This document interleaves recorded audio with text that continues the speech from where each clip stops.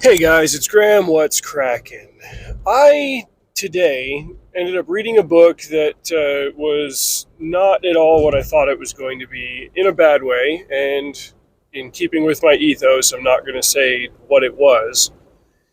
Suffice it to say that it made me aware of kind of an under the radar phenom that's sort of a consequence of the recycle culture that we currently find ourselves in. You may have heard people say recently that popular music, which I kind of distinguish from pop music just because I feel like pop is a genre, whereas popular is anything that you would find on the radio on any station. Popular music is largely stagnated in the West.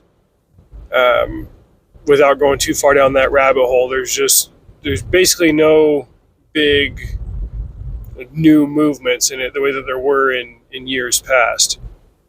Definitely the same thing is happening in movies. There's nobody at the major studios who's innovating, they're just recycling, and they have been for a long time. I remember in the summer of 2001 when the Planet of the Apes remake with Mark Wahlberg was coming out. And even then, it felt like there were a couple of other films that were like reboots or remakes of classics. And I remember this girl I was dating at the time saying that, man, nobody has any more ideas and everybody's just recycling old stuff. And this was at a time when we had, like, Bring It On had come out the summer before. What was the Disney movie that summer? I think it was Atlantis. What else came out in 2001? Fast and the Furious, which, in fairness, the first one was basically just Point Break, but it was about street racing instead of surfing. So let's be fair there. We were kind of in the middle of the Star Wars prequel trilogy. Marvel-wise, the only movie that we'd had was X-Men from 2000. Spider-Man hadn't even come out yet. So we weren't quite even, like, we were just maybe barely starting to dip our toes into the recycling of classic franchises. And now here we are 23 years later. There's another Planet of the Apes movie coming out, and it's the fourth in a reboot series slash prequel to the original slash, like, who even knows. We're on our fifth ever Ghostbusters movie, fourth in the actual canon line thereof. We just got the second Dune movie that's it's a reboot of remake, I guess. It's a different adaptation, but there was a Dune movie 40 years ago. We've got another Godzilla X Kong movie, and, like, even just looking at the Toho slate, how many Godzilla movies have there been? Whereas in this particular continuity, I mean, there have been 5 Godzilla movies in the last 10 years. That's not counting Godzilla Minus One. We are in this recycling phase where just anything with a slightly recognizable name brand is getting rebooted and remade, and this is happening with greater and more alarming regularity. We are now at a point where Disney is, like, rushing out not only a sequel to Moana, but apparently also a live-action Moana. Moana's not even 10 years old. Like, geez. So where am I going with all of this? Well, there's a permutation of the recycle culture where if you don't own the rights to something, to an IP, you just kind of scrub the serial numbers and have something of your own that's recognizably similar, even if it's defensively unique. And that was the case with the book that I was reading today. It was a space opera set in our own solar system, galaxy, whatever. But it was, I mean, I didn't get very far into it before I was like, this is Firefly. This book is Firefly.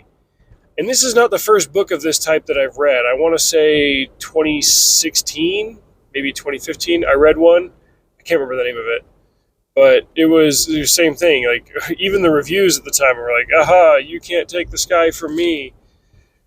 Firefly itself, off screen, has been milked into worthlessness and oblivion. And I'm personally of the opinion that, and I've stated this before on the record, cancellation was the best thing to happen to it, because the time and manner in which it was canceled constituted a cultural injustice. Because it was so good, it just didn't get enough eyes on it, and short-sighted executives at Fox pulled the trigger on the cancellation to replace it with something else not good. And they've since lamented that.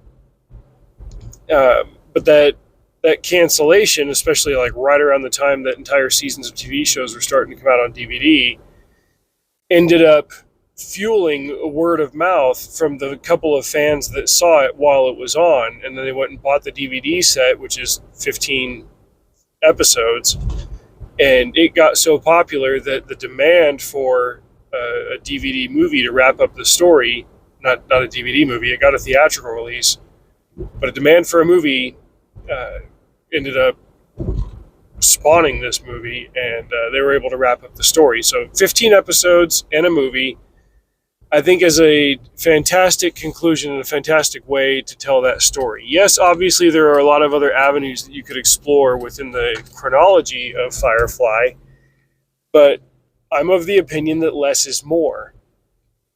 And this opinion was kind of solidified by me reading the graphic novels in the novel series that came after it. And some of those graphic novels just really started to spin off into... it was already doing the whole member berries thing and the wishful thinking thing. Like, they brought back the operative, they brought back other characters. You find some of the other girls from the same school that River was destined for, or lab, facility, program, whatever you want to call it. The mystique and the allure of it all was ruined by over-defining it. And I think I did a video about a year ago on over-defining a concept. Sometimes the intrigue that readers and viewers find in a particular IP is the fact that the finer details behind the scene are not overly established, and that leaves a much broader spectrum of possibility for them to daydream about. The world is self-contained, it does make sense, but, well, what about this? What about that? What about the other thing? I can fantasize about that. And that keeps it in the forefront of their mind, and they find new things to explore and think about every time they rewatch or reread the story in the coming years. Firefly has been off the air for over 20 years, and it's as popular now as it ever was. It is effectively a classic film, it's just spread out over 15 episodes in a movie.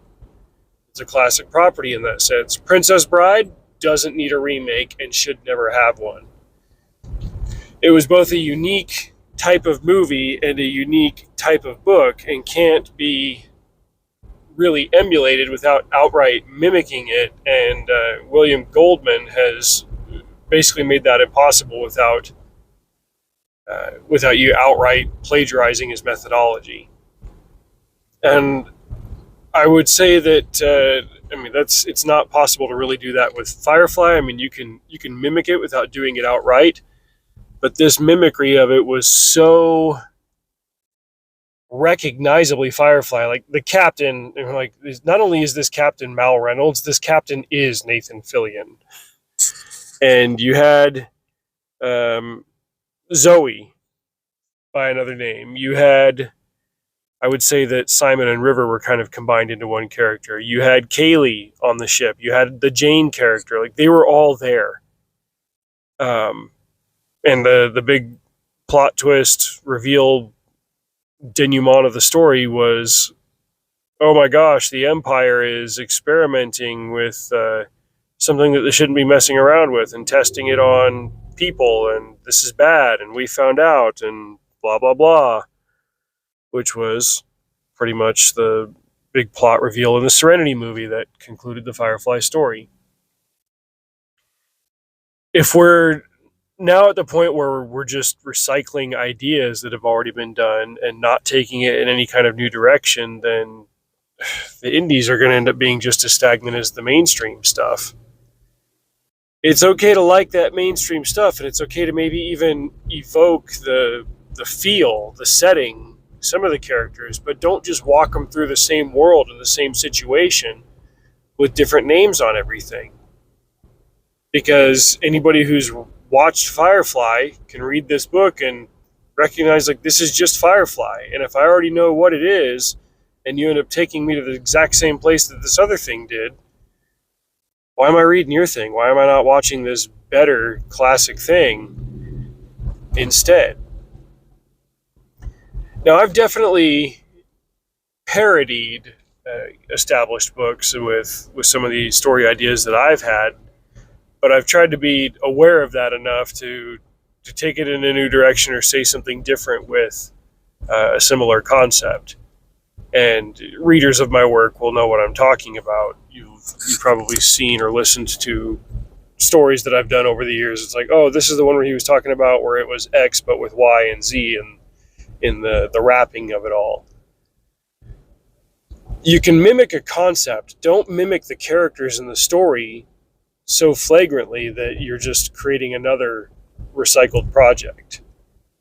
My 2 cents on the whole indie scene is that we're supposed to be giving people the thing that they're not getting out of the mainstream. And what is the mainstream if not a bunch of recycled, remade, rebooted IPs?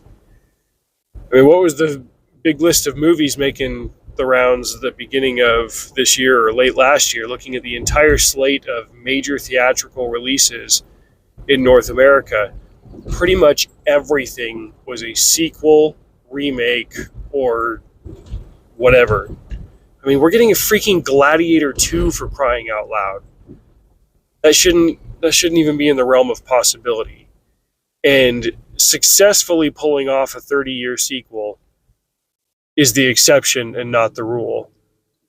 I mean, Ghostbusters Afterlife did a decent job of it, but in a better world would have just ended there. Top Gun Maverick did an excellent job, but even then, you can point to it and say, like, well, that's the exact plot of Star Wars, and that's what all the meme videos on YouTube have been about. Like, oh, holy crap, it totally was. I don't care because they handled it awesomely. It wasn't like it was droll drudgery, and on top of that, like, this is something that I had seen before. Viewers were still very invested in Maverick's personal arc and Rooster and the drama and all that there. The plot ended up just kind of being window dressing. I'm just going to end up kind of talking in circles, recycling my own words here. Basically, yeah, that's just what it is. You don't have to settle for recycled food, recycled entertainment, recycled movies, or whatever.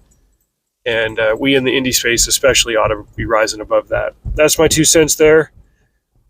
Till next time, drive safe. See you out there.